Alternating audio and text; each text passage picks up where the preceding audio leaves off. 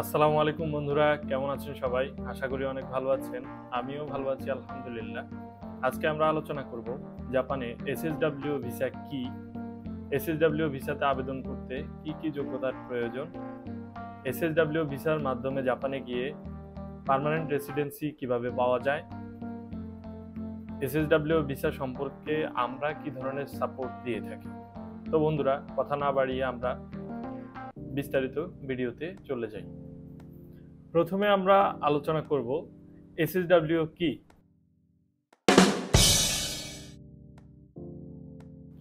SSW visa সম্পর্কে বলতে গেলে এসএসডব্লিউ হচ্ছে স্পেসিফাইড স্কিলড ওয়ার্কার, যেটা জাপানে একটা স্পেশাল ভিসা ক্যাটাগরি, যেটার মাধ্যমে বিদেশি স্কিলড ওয়ার্কারদের 14টি বিশেষ ক্যাটাগরিতে জাপানের যেই ওয়ার্ক সেক্টরগুলো রয়েছে সেখানে নিয়োগ দেওয়ার জন্য ডিজাইন করা হয়েছে। এসএসডব্লিউ ভিসা নর্মালি দুই ধরনের হয়ে থাকে, SSW type 1, SSW type 2।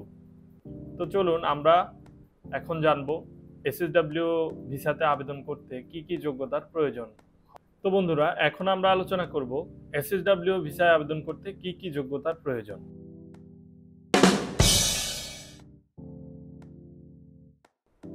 SSW ভিসায় আবেদন করতে নাম্বার 1 যেই যোগ্যতা প্রয়োজন সেটা হচ্ছে ভাষা দক্ষতা।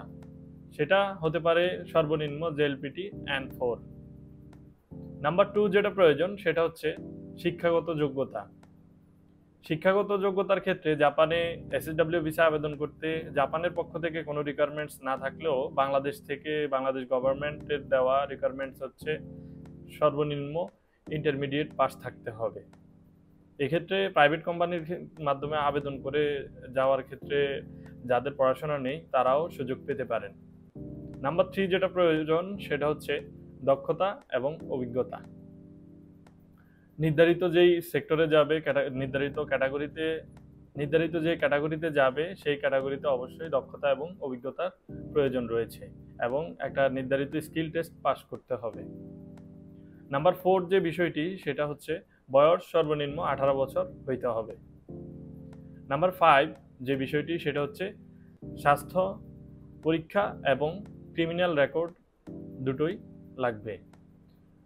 নাম্বার 6 হিসেবে যেটাকে আমি অ্যাড করব সেটা হচ্ছে ড্রাইভিং লাইসেন্স অবশ্যই লাগবে। ড্রাইভিং লাইসেন্স ছাড়া প্রসেস করা কঠিন, তাই ড্রাইভিং লাইসেন্সটা অবশ্যই আপনাদের রাখতে হবে। বন্ধুরা, এ পর্যায়ে আমরা আলোচনা করব এসএসডব্লিউ ভিসার মাধ্যমে কিভাবে পার্মানেন্ট রেসিডেন্সির জন্য আবেদন করা যায়।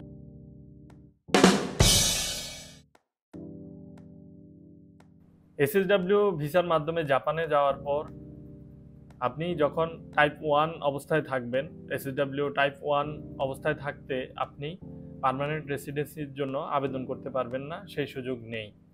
কিন্তু এসএসডব্লিউ টাইপ 1 থেকে এসএসডব্লিউ টাইপ 2তে গেলে তখন আপনি এই বিষয়টি করতে পারবেন এবং এসএসডব্লিউ টাইপ 2তে আপনার জাপানে অবস্থানকালের কোনো রিকোয়ারমেন্টস নেই। কোম্পানির ডিজায়ার অনুসারে আপনি জাপানে অবস্থান করতে পারবেন এবং সাথে সাথে আপনার ফ্যামিলিকে রিউনিয়ন করতে পারবেন, ফ্যামিলি মেম্বারদেরকে ওখানে নিতে পারবেন আপনার অবস্থান পজিশনের উপর ভিত্তি করে। এখানে সমস্যা হচ্ছে এসএসডব্লিউ টাইপ 1 এর যেই সময়কাল সেটা হচ্ছে 5 বছর, আর 5 বছর কাজ করার পর আপনি ওই কাজে যখন হাই স্কিল্ড হয়ে যাবেন তখন আপনি মুভ হবেন এসএসডব্লিউ টাইপ 2তে, আর তখনই আপনি এই সুযোগ সুবিধাগুলো পাবেন। কিন্তু এসএসডব্লিউ টাইপ 1-এ থাকা অবস্থায় আপনি সেই সুযোগগুলি পাবেন না। এসএসডব্লিউ টাইপ 1 বলতে মূলত জেনারেল লেভেল এসএসডব্লিউ, আর এসএসডব্লিউ টাইপ 2টা হচ্ছে অ্যাডভান্স লেভেল ওয়ার্কার, যাদেরকে আমরা ধরে থাকি নির্দিষ্ট ক্যাটাগরিতে। তো এসএসডব্লিউ টাইপ 2 এবং টাইপ 1 দুটোই আপনাদের জন্য জাপানে পার্মানেন্ট রেসিডেন্সি অর্জনের একটা পাথওয়ে হয়ে কাজ করতে পারে।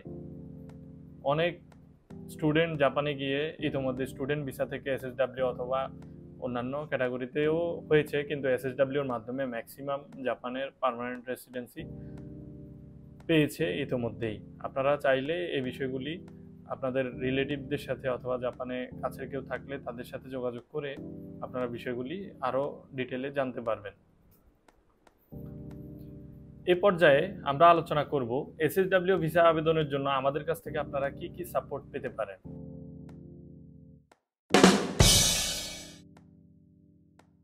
আমাদের কাছ থেকে যেই সাপোর্টগুলি পেতে পারেন এসএসডব্লিউ ভিসা আবেদনের জন্য, তার মধ্যে নাম্বার 1 হচ্ছে ল্যাঙ্গুয়েজ প্রিপারেশন এবং সেলফ প্রিপারেশন।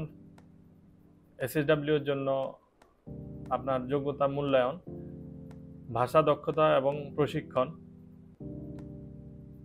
এরপর হচ্ছে আপনার ডকুমেন্টেশন প্রিপারেশন এবং অ্যাপ্লিকেশন সাপোর্ট।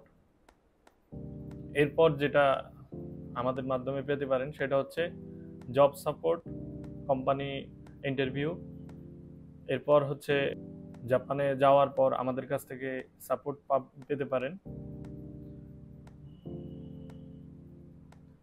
জাপানে স্থায়ী বসবাসের জন্য PR এর জন্য আমরা আপনাদেরকে সাপোর্ট দিব। জাপান সম্পর্কে যে কোনো ধরনের প্রশ্নের জন্য আমাদের সাথে অবশ্যই যোগাযোগ করবেন। জাপানে যাওয়ার জন্য, জাপানের নিজের ক্যারিয়ার করার জন্য আমাদের মাধ্যমে আপনি আপনাকে অথবা আপনার কাছের কাউকে সম্পূর্ণভাবে গড়ে তুলতে অবশ্যই আমাদের সাথে সরাসরি যোগাযোগ করবেন। আপনার জন্য জাপানে শুভকামনা রইল। ভালো থাকবেন, সুস্থ থাকবেন। আল্লাহ হাফেজ।